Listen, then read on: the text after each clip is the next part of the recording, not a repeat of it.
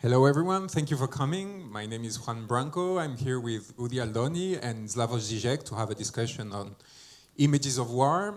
So we have the chance to reunite two dear friends, one of whom is a philosopher, and he's on Zoom with us, and the other is a filmmaker. And Slavoj Žižek has talked about your films, Udi, as the most beautiful films on the dramas of the region, talking about Israel and Palestine, if I have it correctly. For that. So I think this is critical in the discussion we're going to try to have, because of course the representation of war is very much related to morals. Anyone who has studied cinema has in mind the theory of Rivette, which was then also adopted by the Nouvelle Vague in general, regarding, for example, the tracking shots and the necessity to have a certain way, a moral way, to film a certain number of things and to represent them. And more broadly, our societies and civilizations are structured around a certain numbers of taboos regarding representation, and in particular, regarding death. And we feel the effects of this every day, including in our perception of reality. And the powers that try to work on this perception of reality are very much aware of the importance of that. So we can see it now with the current conflicts, and specifically with the war in Israel and Palestine, with the question of the showing of the images in the social networks, which have become the main source of information and understanding of what is going on in the world, with a very different treatment of images of death, according whether you're on a certain platform, for example, meta platforms, which is Instagram, Facebook, where they are heavily censored, and others like Twitter. And so this is the immediate perception of reality. And then you have a second layer is how do you create and generate art over this question. So we will maybe try to advance from one to the other and see if there are porosities, if there are bridges between those layers of representation of reality, and also bridges between the perception of an artist and of a philosopher. So we were thinking maybe of starting with you, Udi, for first introduction on the subject, then we will go to Slavoj, and then we will start a discussion. Thank you very much for being here. Thank you so much, and thank you so much for having us here. At the beginning, we thought we'll have a full discussion, but after the election, I feel that I have less and less what to say and more to hear. So I will move this discussion today that Slavoj will speak mostly, and I'll try, not like usual, not to interrupt him. Now, Slavoj, are you there? Slavoj? Yeah. So I think that I'll just speak a little bit, but I think that you will speak like 20 minutes straight after I speak. Just give Yes. your No thought. debate. I don't want to hear others. I want to hear myself only. Okay. How surprising. It's whoa. So, so this is experience of many years being with this gentleman.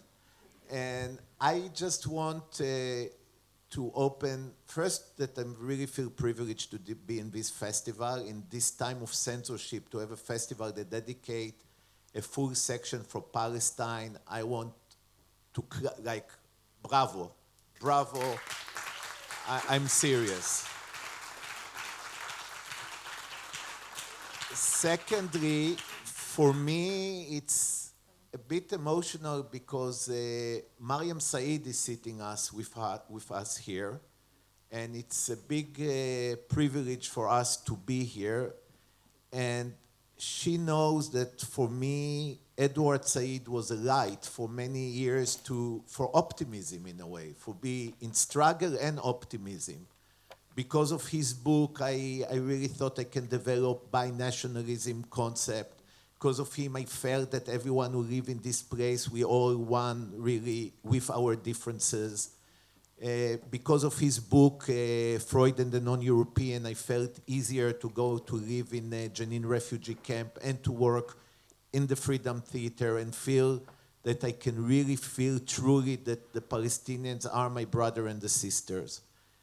I have to admit that now when genocide is going on, I'm less optimistic. And I'm less optimistic to see that with all the grassroots, America, before Trump, already was very strong part of this genocide. And after Trump, I even cannot imagine what will happen. And we are very weak. We are very, and a lot of dreams and a lot of things we work about are falling apart in a way.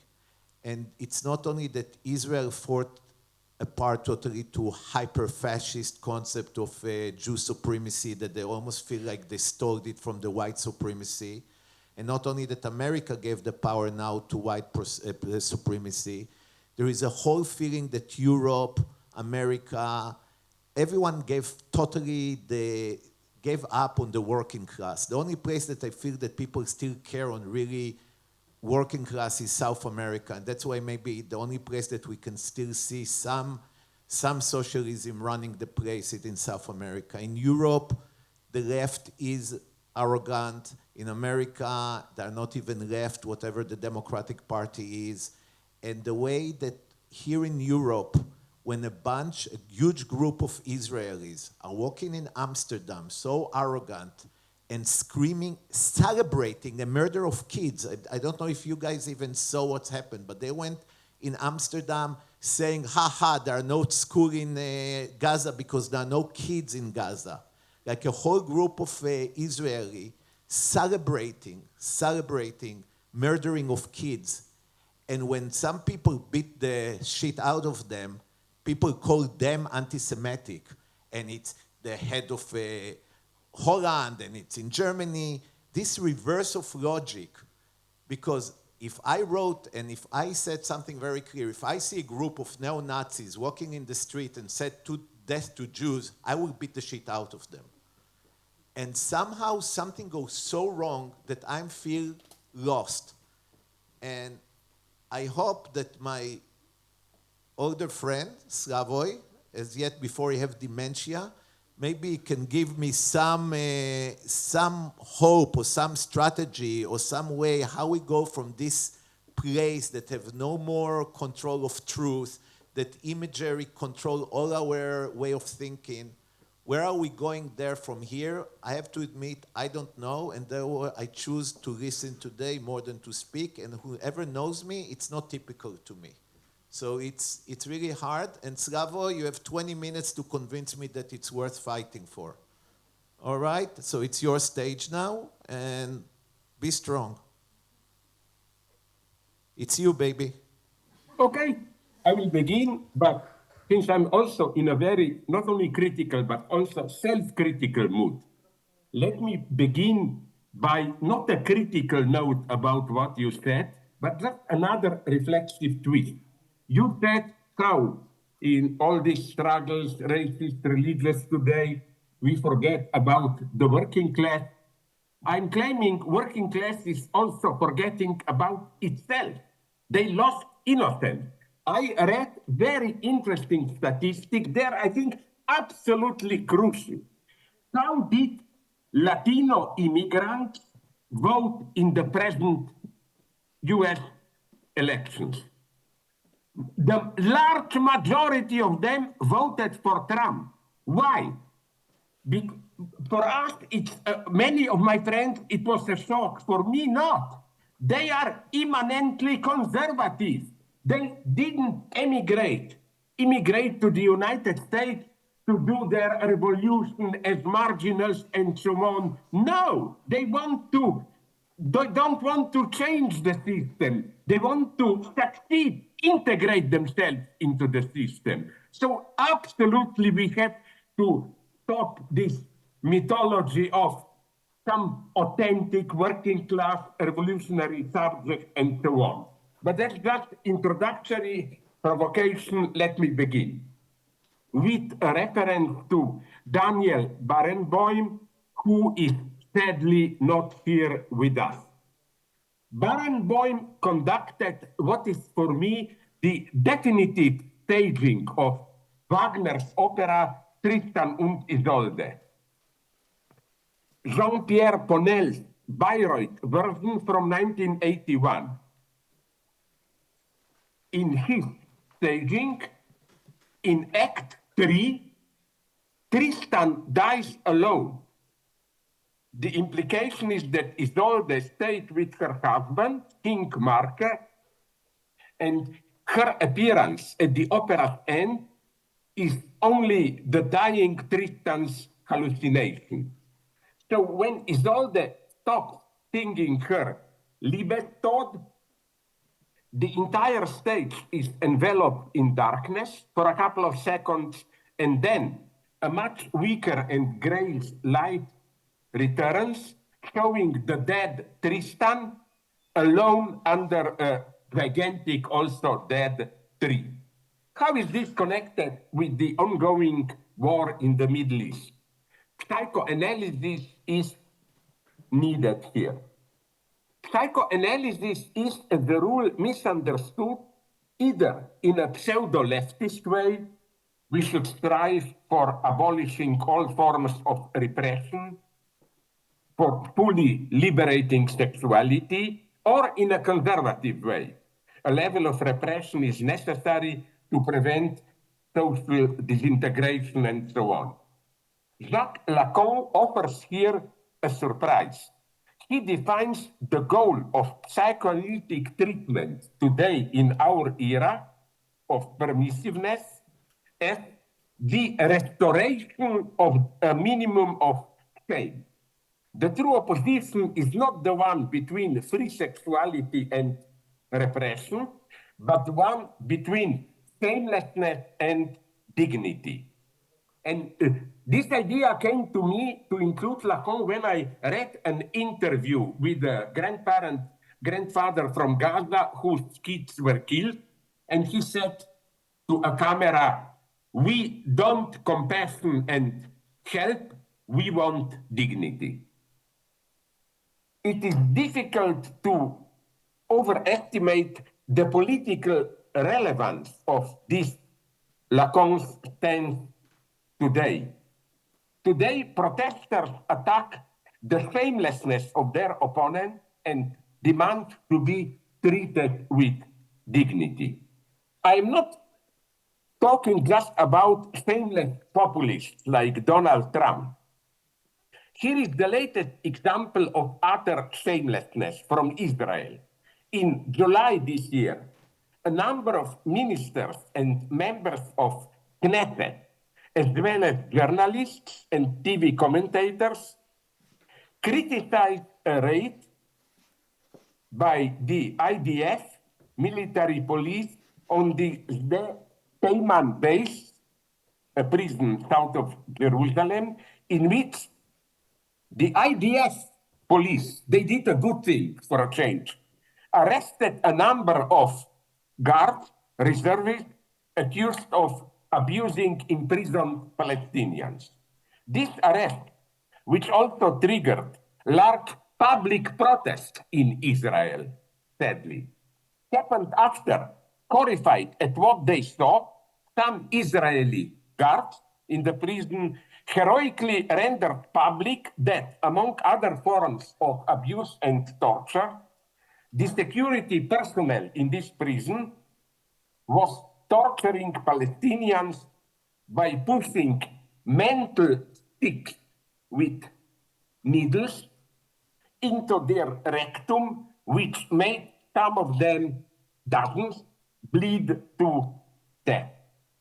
Here is a passage, it's shocking for me, from a debate in Knesset, Israeli parliament. A guy defending soldiers is saying, "This is insanity. Someone in the prosecutor's office thinks it's possible to arrest soldiers for the things they do to Nukba, Hamas unit terrorists. We can't continue as usual." Somebody, probably a Palestinian member of parliament, interjects, "To insert a stick into a person's rectum, is this legitimate?" The Zionist guy answers, "Shut up. Yes, if he is Nukba. Everything is legitimate to do. Everything." Then, not to take too much time, here is another passage from an Israeli TV debate. A one guy with a minimum of decency said, soldiers are suspected of raping a shackled prisoner. This doesn't concern you. Another hard Zionist guy says, I don't give a rat's ass what they do to that Hamas man. The only problem I see is that it is not state policy to abuse detainees. First, they deserve it, and it's a great form of revenge. Secondly, maybe it will act as a deterrent. End of quote. This is the lowest point of shamelessness I can imagine. Although maybe things will go even further. Maybe, you never know. I think this is a serious possibility. We will get a live TV transmission of torture. However, just imagine the outcry if Hamas were publicly boasting of doing the same to some of the remaining hostages in Gaza. This then is what we get from the only democracy in the Middle East. Can one imagine, again, what our reaction would have been if the same thing were to happen in Russia, what they are doing in Ukraine? Another example, which is for me even more depressing.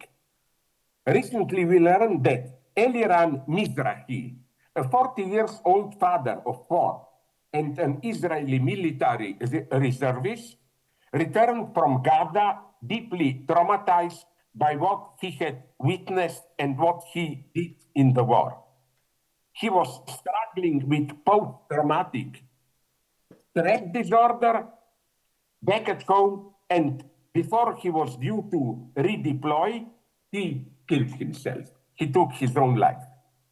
During his deployment in Gaza, Mizrahi was tasked with driving a big bulldozer, an armored vehicle that can withstand bullets and explosives. Guy Zaken, Mizrahi's friend and co-driver, said, we saw very, very difficult things that are difficult to accept. On many occasions, we had to run over terrorists, dead and alive, in the hundreds. End of quote. This then is the true cost of Mizrahi's post-traumatic disorder. Massive, brutal killings that he not only witnessed, but also committed. Now comes the obscenity for me. An IDF, Israeli Defense Forces, psychologist said that, quote, one of the ways the military helped traumatized troops resume their lives is to try to normalize what they went through, partly by reminding them of the horrors committed on October the 7th, end of quote. So let's be clear. The aim of such therapy is to normalize the profoundly abnormal criminal brutality, to make Mizrahi's massive crimes into normal, justifiable experience. In short, to obliterate the last remainders of shame and unbearable guilt which made Mizrahi a person, which make Mizrahi in a human person, and to turn him into someone who will be able to run over hundreds of dead and alive persons in cold blood. The mystification is here double. Not only is Mizrahi's criminal activity neutralized into a traumatic experience, the focus on his inner suffering also ignores the painful death of hundreds overrun by the bulldozer. Are we aware that we are here just one step from helping in the same way the perpetrators of the Holocaust to normalize what they went through, pushing bodies into gas chambers and so on? Shamelessness reigns fully here. So one can more and more see a pattern in how we again and again face the fact that IDF is doing itself what it is accusing Hamas of doing. I have no sympathy for Hamas, but this repetition is horrible. For a year, we were listening to the mantra that Hamas is using Palestinian civilians as a human shield on the battlefield, which is why that's the story so many civilians were killed in Gaza. However, Israeli media reported on October 23rd, 2 weeks ago, that the IDF has regularly forced Palestinians to enter potentially booby-trapped houses and tunnels in Gaza to avoid putting their own Israeli troops in harm's way. A soldier reported, "We told them to enter the building before us. If there are any booby traps, they will explode and not us." This procedure was so common that the Israeli military even coined a name for it. It's called Mosquito Protocol. The latest obscenity already mentioned, which deserves analysis, already mentioned by Udi, took place now, a couple of days ago, on November 7th, when clashes between Maccabi Tel Aviv, Israeli football club, Tel Aviv fans from Israel and pro-Palestinian protesters exploded in Amsterdam after the football match between Ajax and Maccabi. Now, media presented the clashes as the attack of pro-Palestinian protesters against the Jews. And the clashes were condemned by Dutch and Israeli government as the new dangerous outburst of anti-Semitism comparable to October 7th, Hamas attack, and even qualified as the new Kristallnacht, the German Nazi first public pogrom of Jews in 1937, I think. The mayor of Amsterdam even advised Jewish citizens of Amsterdam to stay at home for a couple of days. But the truth is now gradually emerging. Already before the match, hundreds of Maccabi fans circulated in the center of Amsterdam, tearing down Palestinian flags from apartment windows, shouting obscene and openly racist slogans like "Fuck the Arabs" or the one mentioned by Udi, "There are no schools open in Gaza because there are no children in Gaza." Implication, because we killed them. At the beginning of the match, the Maccabi fans in the tribunes interrupted the minute of silence for Spanish flood victims with shouts like "kill the Arabs" and so on. Why? Because Spain recognized the state of Palestine. Now, it is not clear who started the physical clashes, but indications point towards the Maccabi fans. A video clip, typically, is circulating in the media as the proof of the Palestinian violence. A Jewish man running away from a group of pro-Palestinian demonstrators pursuing him. Now, that's the good side of our mass media, which are partially not controlled. The author of this video clip responded publicly by pointing out that his clip shows an ordinary Dutch person pursued by the Maccabi mob. As expected, police protected Maccabi mob and even accompanied them to their hotels to guarantee their safety. However, the most depressive thing in this affair is a simple comparison. Tens of thousands of dead children and women in Gaza are normalized. Small daily news today, 50 Palestinians died. Today it was even, I'm talking literally, when I read, it was just 15 or 20. Oh, it's normal. Why? when a clash occurred in Amsterdam with no death. This is big news, new Kristallnacht, and so on and so on.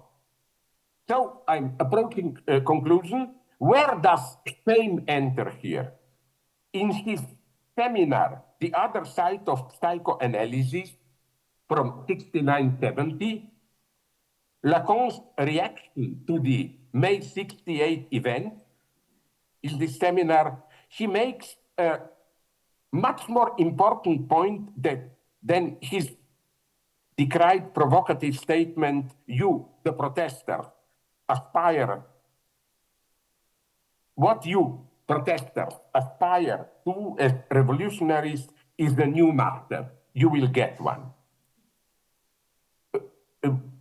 It's much important what Lacan says in his critique of protesting students. He surprisingly says, all you are lacking is a bit of shame. Lacan repeatedly varies this motive, saying that students, quote, fear they might be carried away by buffoonery. Let us start rather from the fact that buffoonery is already here. Perhaps by mixing in a little shame, who knows, we may be able to hold it back. End of quote. And Lacan even concluded his seminar with, these are the last words, what I put forward for the majority of you, it is just that. I managed to make you ashamed, not too much, but precisely enough. End of quote. What's the point of Lacan here? We have to read contemporary shamelessness from the perspective of a certain mutation in capitalism. It's no longer a capitalism that relies on repression of enjoyment, as in Max Weber's famous analysis. It's rather, today's capitalism, it's rather one of permissiveness, where what can something be the cause of difficulty is the prohibition on prohibiting. Lacan doesn't advocate here a minimum of morality or repression that should be maintained to prevent social disintegration. On the contrary, he draws attention to what already back in 1940s, some Frankfurt School members referred to as the repressive disublimation. What we are getting today is the kind of generalized perversion, openly doing what hysterics only dream about. And as Freud already knew, nowhere is the unconscious more inaccessible, more repressed than in perversion. The catch is that desire is in itself immanently inconsistent, self-contradictory, which is why the permissiveness of perversion ends up in self-destructive deadlock, which gives birth to the call for a new master. But as the ongoing wave of new populism aptly demonstrated, this new master's shamelessness by far exceeding the shamelessness of the old leftist protester. Again, that was Lacan's point. You think that was fashionable when I was young. Those in power acted with fake, of course, dignity. We, the protesters, were doing obscene gestures, shouting, provoking. But Lacan's point is, wait, if you are shameless, the reaction will be not more moral oppression, but that those in power will become even more shameless. So that we, leftist protesters, should today rehabilitate simple, I'm not afraid to use the term moral values like decency, shame, and so on. Let me conclude. Carlo Ginzburg proposed the notion that a shame for one's country, being ashamed of it, not love for one's country, may be the true mark of patriotism, authentic patriotism. A supreme example of such fame occurred back in 2014 when hundreds of Holocaust survivors and their descendants bought an ad in New York Times, whole-page ad, condemning what they referred to as the massacre of Palestinians in Gaza. Here is the quote from this courageous statement. We are alarmed by the extreme racist dehumanization of Palestinians in Israeli society, which has reached a fever pitch. End of quote.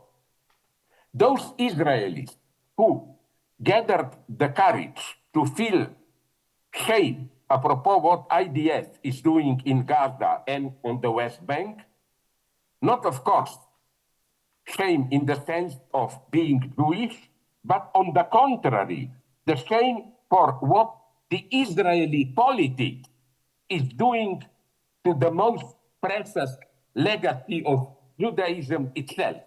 In some pathetic sense, they are the only true Jews today. This brings me back to Barenboim and Ponnell's version of Tristan, where, as I already said, Tristan dies alone. Are Palestinians in Gaza and on the West Bank not like Tristan? Many around us, around the world, profess solidarity with them. But this solidarity mostly consists of severe warnings to Israel, compassion, and so on. So, like Tristan, Palestinians in Gaza maybe dream about compassion, but they are really like Tristan dying alone in half darkness. This is what should make all of us ashamed. Thank you very much.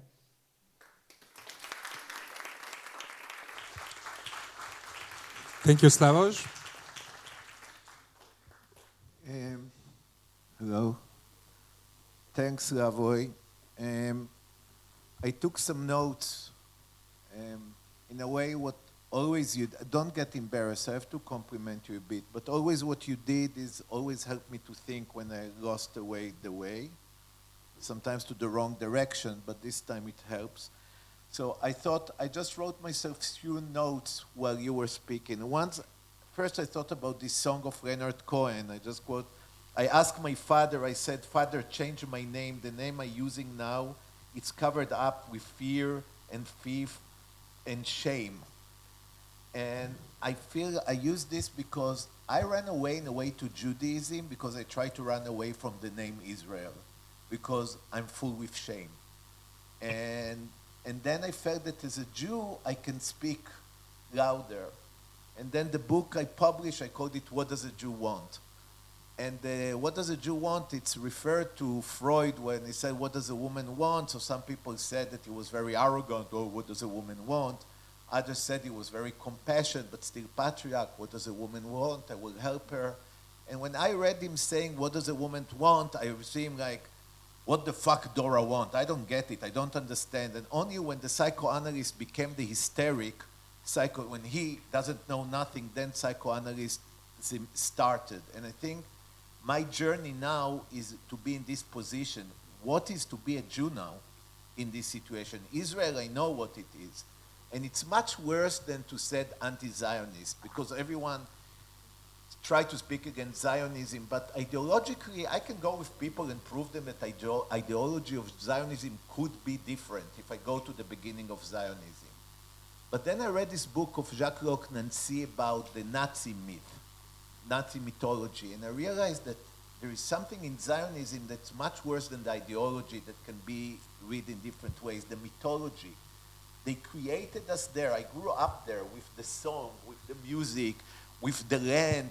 When they tell us wherever is the last land that we work the land, like farmers, this is where the border is of Jewishness. There is a whole mythology that purely based totally on Jewish supremacy. And once every little kid grew up with this Jewish supremacy there, so also Orthodox Jews that are anti-Zionist, they still treating the Arabs as a supreme, like as a supreme being, and they're taking the land and they're building their community there. And when you do statistics, they want, even though they don't join the army, they still want all the Arabs to die. So there is something how mythology functions. But then I feel it's too easy to blame us, the Jew or the Israeli, of course, because the Jews, as we know in United States, most of us, or not most of us, but the new generation are the one who stand with Palestine more than anyone else almost. But I thought on Primo Levi when he said every nation have its own Jew and the Palestinians are the Jew of Israel. And this is an amazing quote. But for you European, I want to say every continent have their own Jew, and your Jew are the Muslims. And there is something, what we saw in Amsterdam, it's not so much about the Israeli, the crazy fascist Israeli, it's about what we're suffering now in Germany. In Germany, if I speak against Israel, those motherfucker, grandson of Nazis, dare to call me anti-Semitic. And they can silence me. And I'm still privileged because I'm still a Jew. When Palestinians do it on the street, he gets beaten. They don't need that Muslim will go and beat the shit out of those Israeli fascists. The police doing it to the Palestinian there when they try to fight for freedom. And how we in Europe go against Germany, I don't know, because I don't know what we can do, but at least I can call here in Portugal or in film festivals in Europe, we have to go against them. Because I try to keep Jewishness that was pre-Zionist, Jewishness like Hannah Arendt, like Rosenzweig, like Walter Benjamin, like Kafka, none of them were Zionists. Today, if those people would be alive, the German government would silence them. So in a way, the only anti-Semitic people I know in Germany now, it's the German government. That they forced the Israeli to be the Wagner group of the West. What we are for, what the Wagner group was for Putin, I feel that we are for America. Of course, they send us $20 billion. Wouldn't we be monsters? I put Swedish people there and I'll send them $20 billion and tell them go control the natives, they will do the same. So my responsibility is to sit here and, yes, speak against Israel and create Jewishness that see people equal and see that my brother and sister are the Palestinian. But European and Christian and Muslim or whatever you want to call it, and when I don't know all the identity, you have responsibility seriously to go against your countries because they are part of this genocide. They are really part of the way that they silence, the way they allowed group of Israelis to walk there and celebrating murdering of kids, they would never let neo-Nazis to walk like that. In a way, they are now becoming the neo-Nazis, one country after the other. So this is something that for me is very strong. And I thought, what is the weapon? What is really the weapon for the oppressed now? And this is something we were in debate once with Slavoj about Shylock. I adore Shylock. I mean, because many Marxists, they read Shylock, they try to do another reading, but they still see him as the representative of capitalism.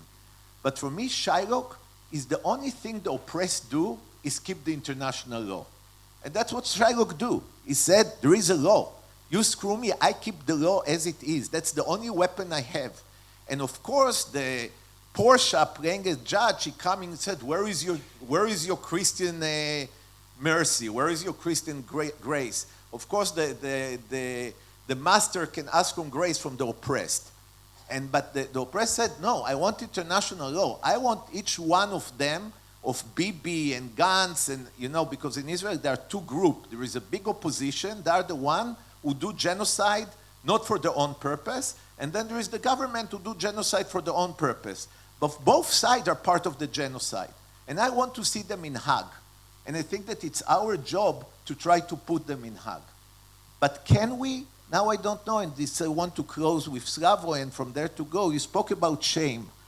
And when in the end I did vote for Kamala, and it wasn't easy because she is part of the government that supported genocide, I felt that if there is a big difference between the Kamala group that are, all I have is to criticize them and I blame the Democrat for all the laws, but to the Trump group is the shame. It seems that the Trump people, they don't even have unconscious, they don't even have they don't, like when I said genocide, at least Kamala has a shame. She thinks she should do something. She doesn't do nothing, but at least in her party, there is a discourse that we can start to speak. With the new, where the world is going now, it's feel that it's a word, shameless word. So I don't know how we fight with them. What, I said international law, I said we don't care. I said BDS, we don't care. So I lost all my weapons to try to change something. Now, yeah, I can go to change and go back to fight for the working class. And what you said, it's true, Slavoj, that the working class go against their own interests, but they always was like that. That's why we always try to bring Marxism and all that, to teach them not to go against their own interests. But they have the power, they have Musk and the billionaires to control all the, reconstruct their knowledge. But we don't have time. Every day children are being murdered in Gaza now. And I don't know, I cannot speak too much theory when this shit happens, and I don't know what we can do as a community to stop it. What the minimum is a person, what I can do, and what is European can do, because now we're in Europe, but we have to do something. And I lost. And what we do, I'm coming to you, as you know, I don't know, but you know better than me. So it's a question to you, what is the action, not the philosophy right now? Even though many times you said we should stop action and think, and I agreed with you in the past, but now maybe we should stop, think, and act, but I don't know what the act should be.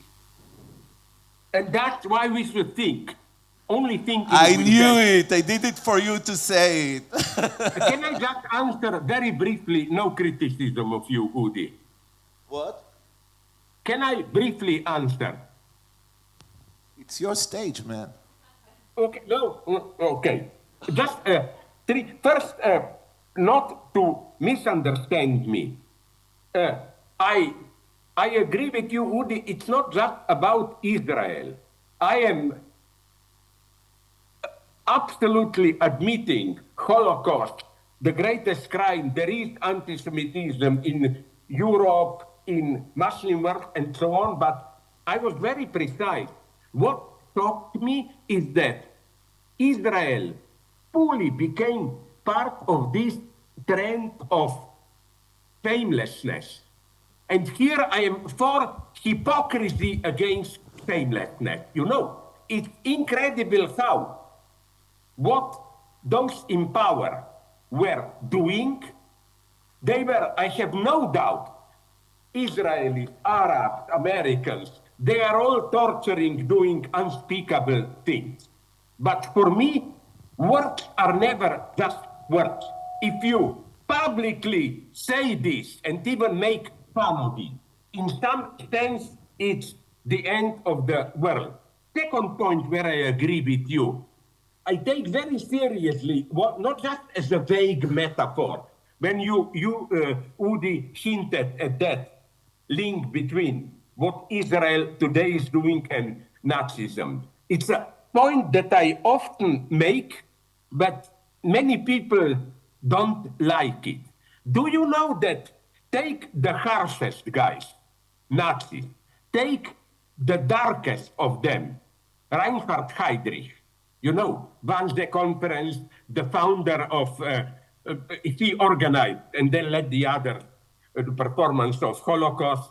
You know, I quoted, sorry if some of you know it, you know that in 1937, I think, Heydrich wrote a text where he said, where there are two types of Jews, those who want to integrate into our societies, assimilationists, and Zionists who want to make their state in Palestine. And he says, we are afraid only of the assimilationists.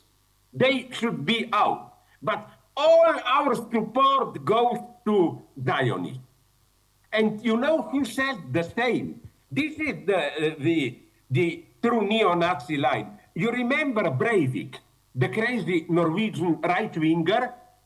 Friends from Norway sent me excerpts from his memoirs, whatever, where he says, in the Western Europe, there are too many Jews. We have to throw them out, liquidate them. But in the Middle East, we should fully support Israel because they are, and then we are at that rhetoric, you know, the last defense line, Western civilization, and so on and so on.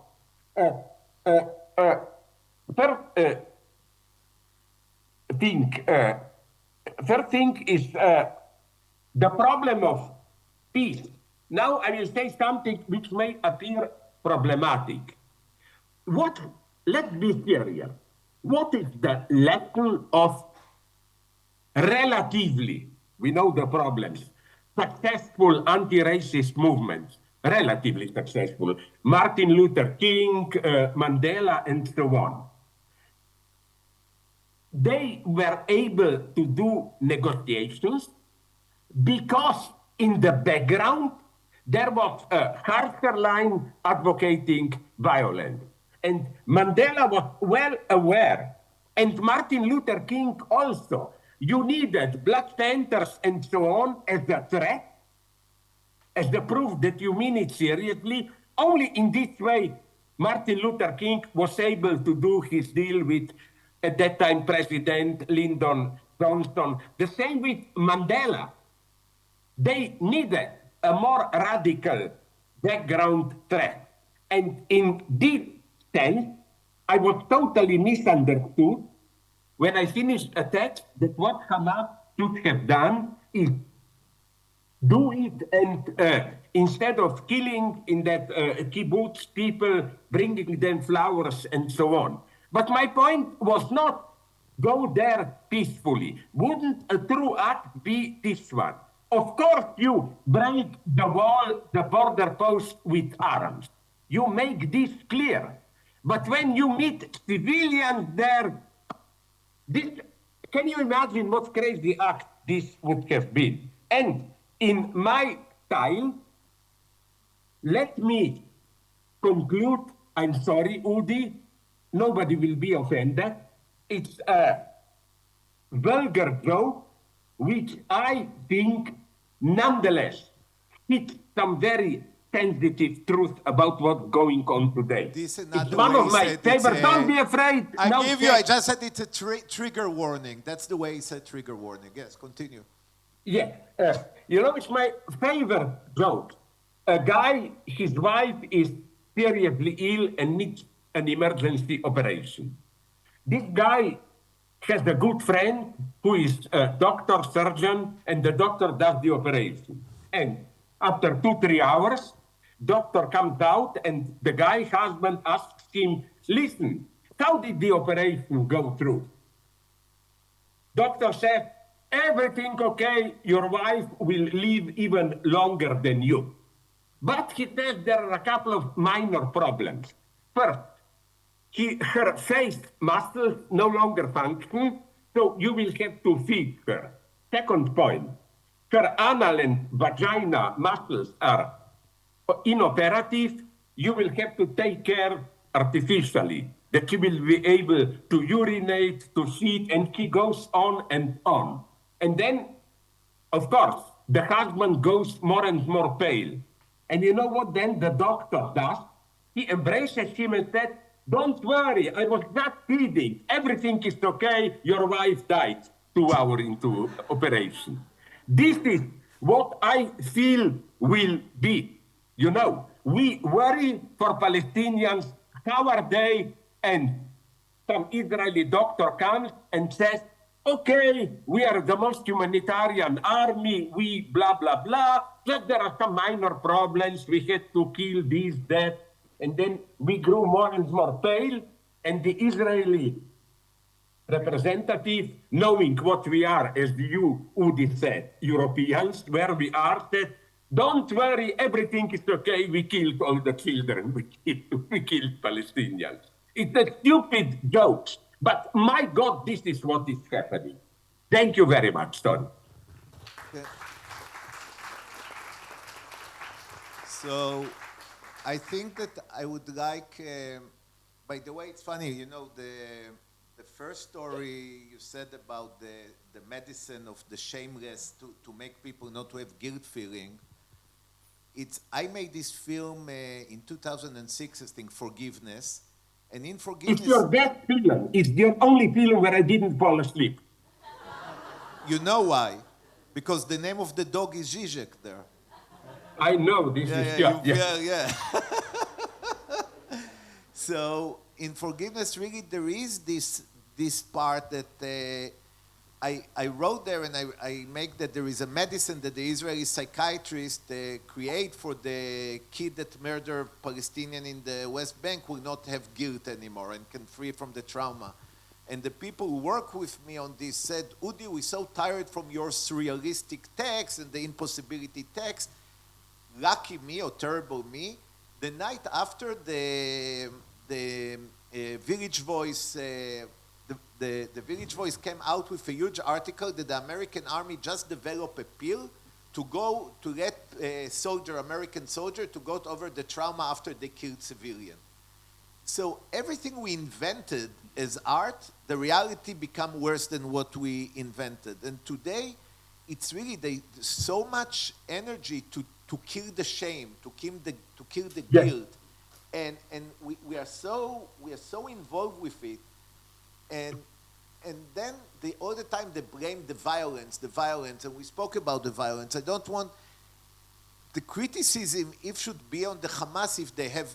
It's not that violence is wrong, but if you allow to have violence because oppressed have to allow to have violence.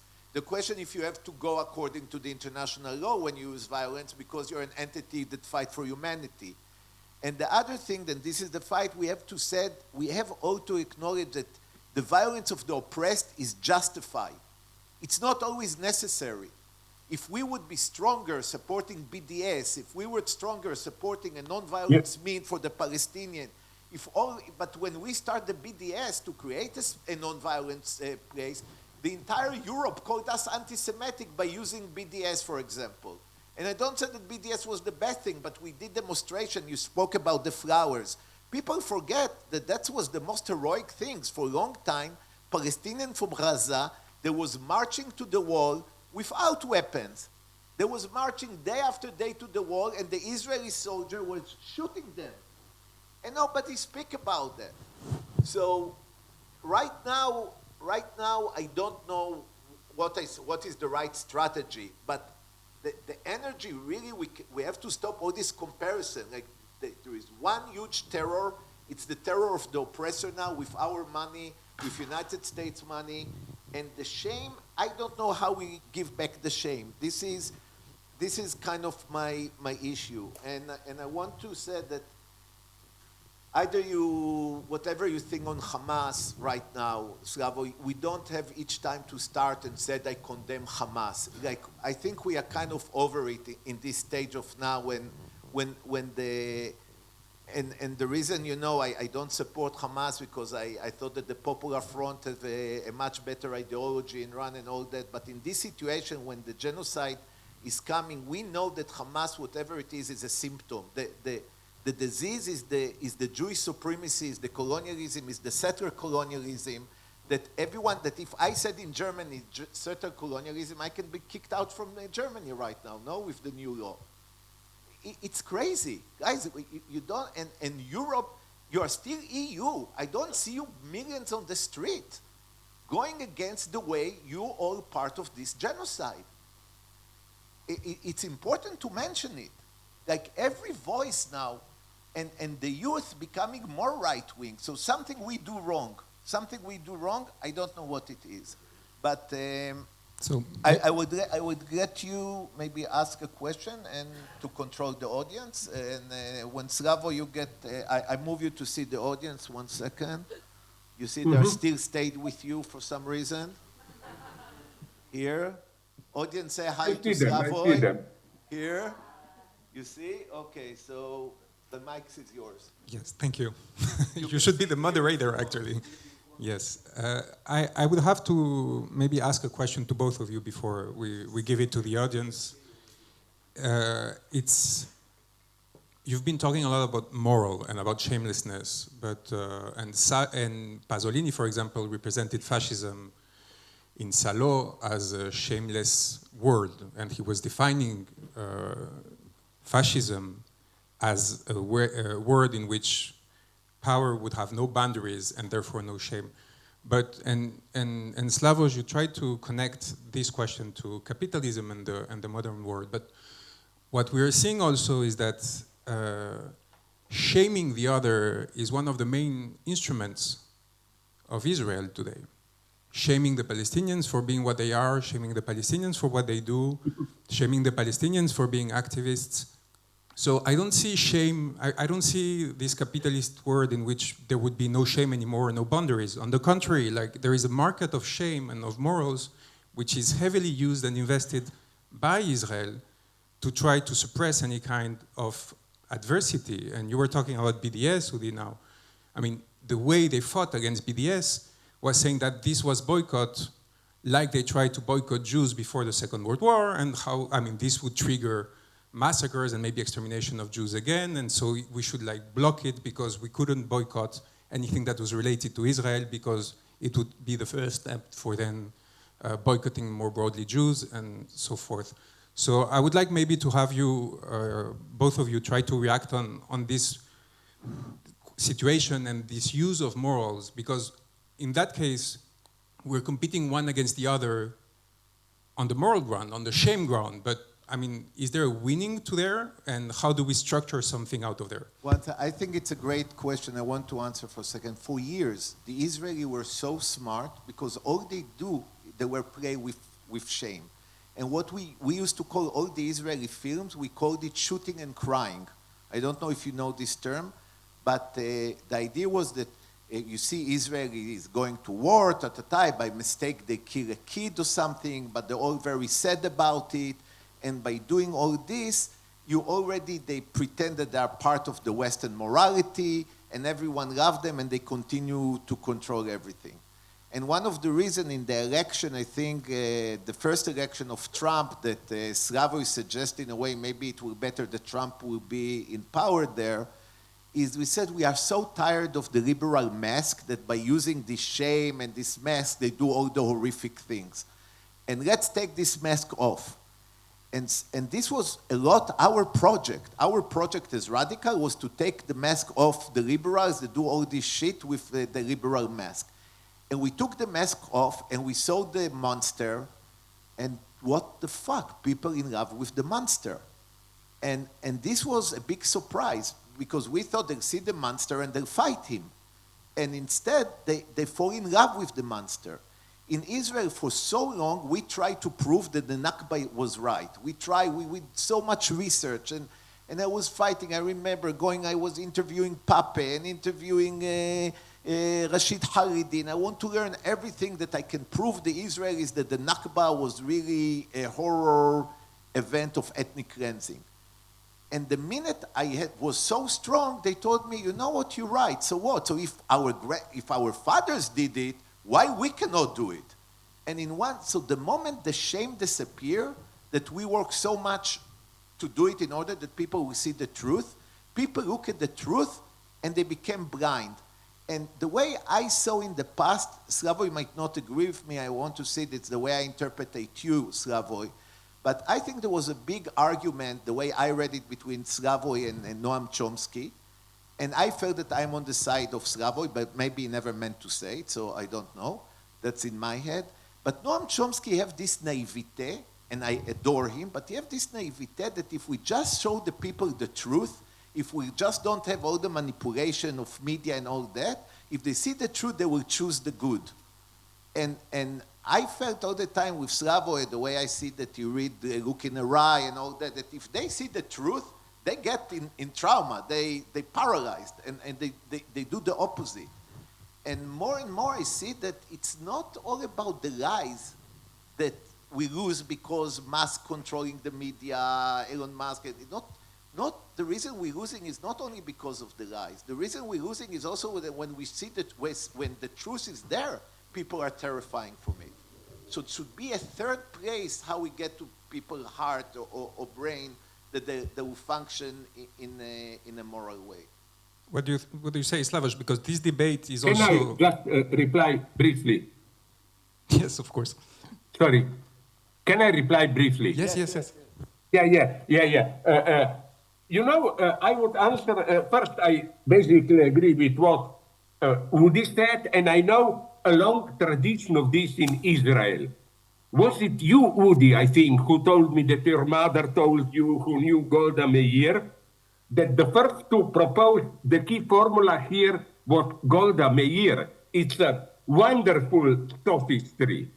Didn't she say that she hates the Palestinians, not so much for the crimes in the Zionist view they did, but because Palestinians forced Israel to do horrible things? You know, this is the ultimate sophism for me. It's really masterful.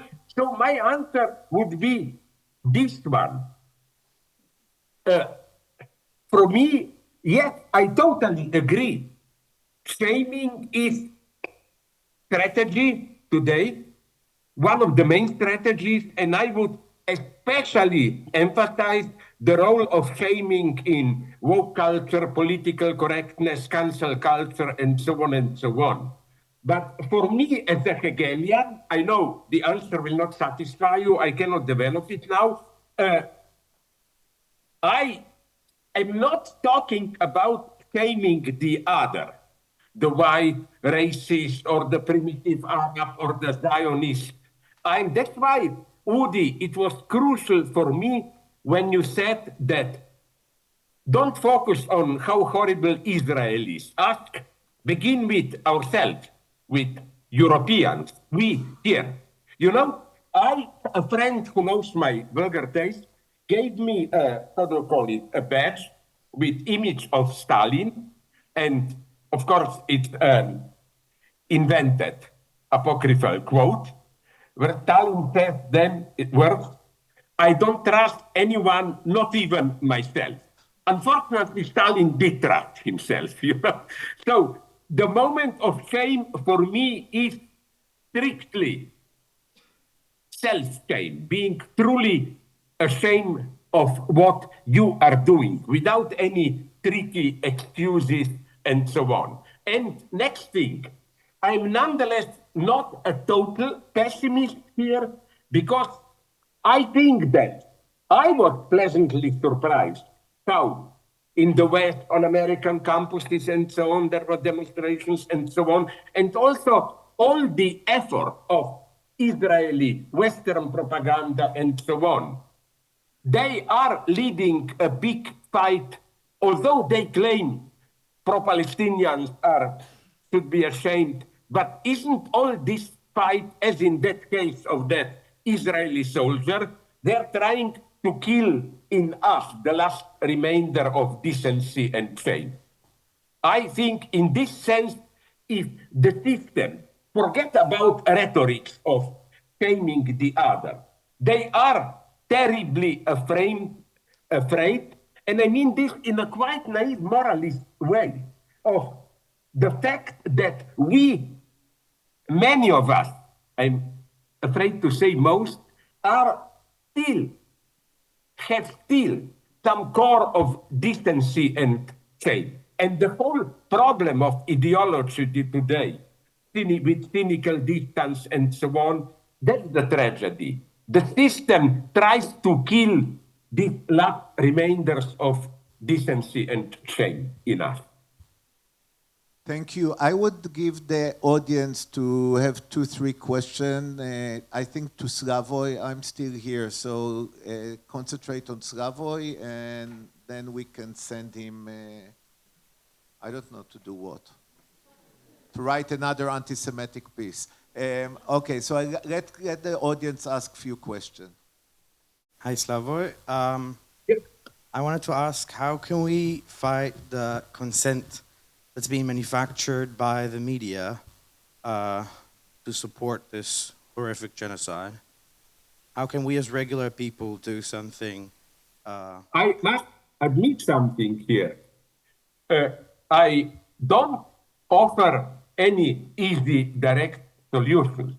I'm much more radically, I will say something horrible now. You know what I don't like? You will hate me. Is this secretly patronizing radical, pseudo-radical leftist attitude when they say ordinary people are seduced by big capital, propaganda, and so on, and we have to, just as you, Udi said, tell them who the true enemy is, not the immigrants, but the big capital and so on. You know what's the problem here? It's easy to make fun of the new populist right, but they are ready to admit this, although it's approaching absurdity, like Trump representing himself as working class hero, but look, he was elected by big help help from Elon Musk, the richest man on earth. But remember the new populist ideology. It's not, we should reject the terrain of their reasoning, which is doubly wrong. Whenever I meet an anti-immigrant, I'm not just telling him, you are stupid, you don't see that capital is the true danger. The first thing to explain, I don't know how it is in Portugal, but do you know that in Western European countries, most of them, Italy, France, Germany, Sweden, United Kingdom, if you throw too many immigrants out, the whole economy collapses. Because we have clear racial class distinction, all the, but not just, the lower labor, for example, construction, cleaning the streets, but also caretaking in homes for the old and so on. This is already almost exclusively a task of immigrants. So that's the first thing I would do. The second thing, when you ask what to do, stop patronizing the ordinary people, stop treating them as idiots. Begin with self-critique. Don't now focus on Trump, who a fascist is in power, and so on and so on. No, Trump is a crazy mixture of a fascist and radical liberal. Never forget, Trump supports Musk, total liberalization of media. Liberalization here means, of course, allow all the racist, sexist stuff, and so on and so on. The sad lesson of what is going on is that I think it's totally wrong to see the opposition now in the United States as the Democratic Party, old liberals, versus Donald Trump as a neo-fascist. No, Trump is the point where neo-fascism, by this I mean strong nationalist ideology, protection and so on, meets liberalism at its most vulgar. And now to conclude, sorry, I don't have time, but these are crucial questions. I'm writing a text now on them. Are you ready to follow me here? I don't think so. We should renounce something. What?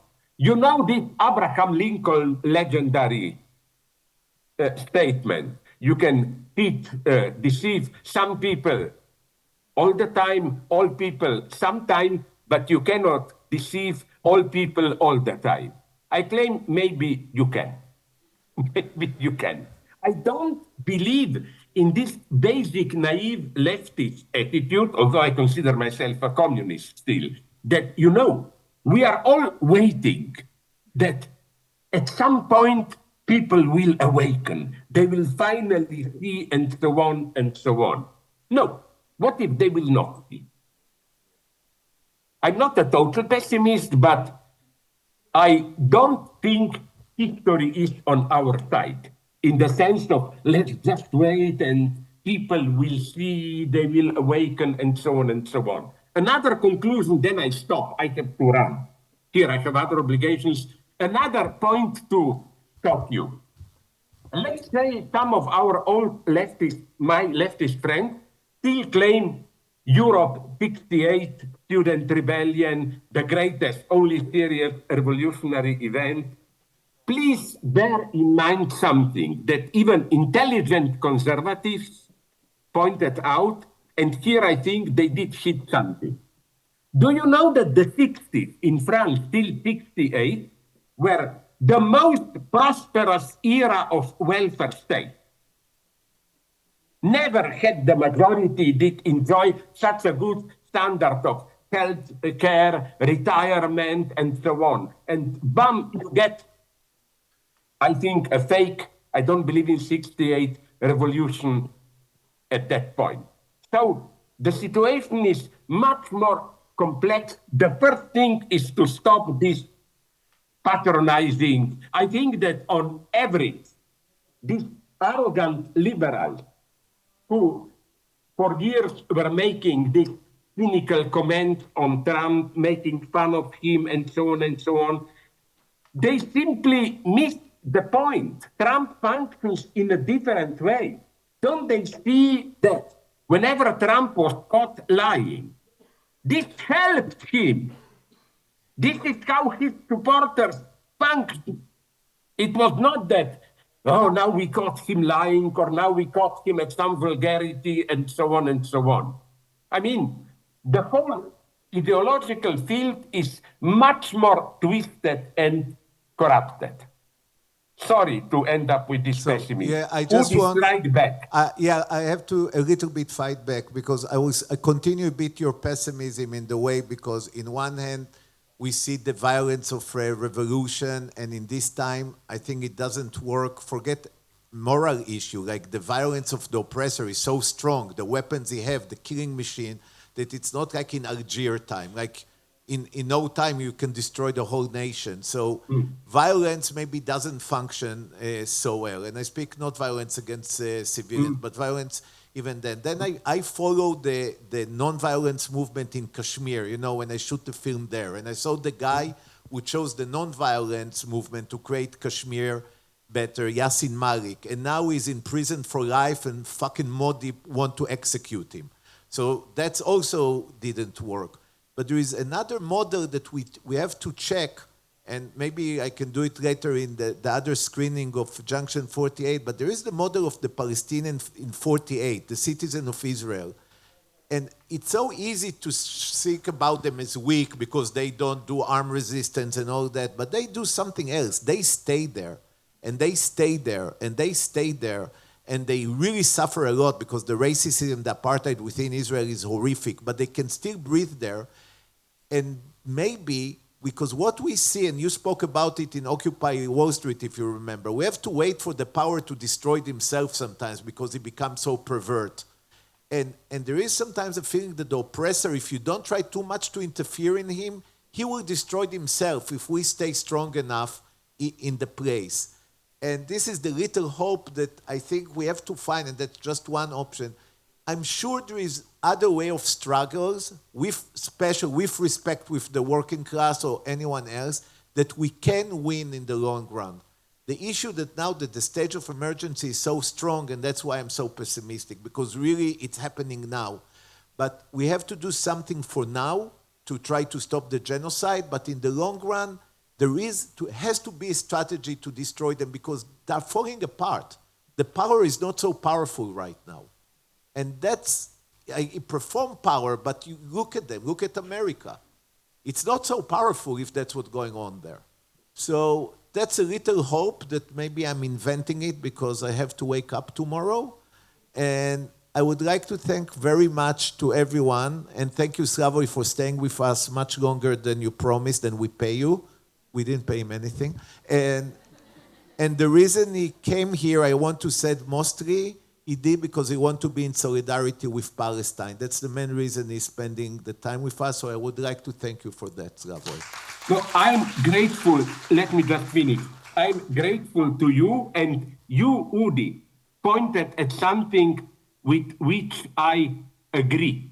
I also think that And let me take not only, the Western legal state of law, I wrote a text on it, is gradually self-destroying itself. In what sense?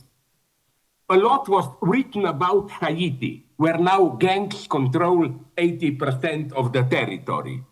Public power. But is it to take the game that for long years, now the mask has fallen, settlers were playing with Israeli government. Officially, till a couple of years ago, Israeli government was opposing them, but really they were supporting them. In other words, Israel is also a failed state. It cannot survive without, look who is Itamar Ben-Gvir.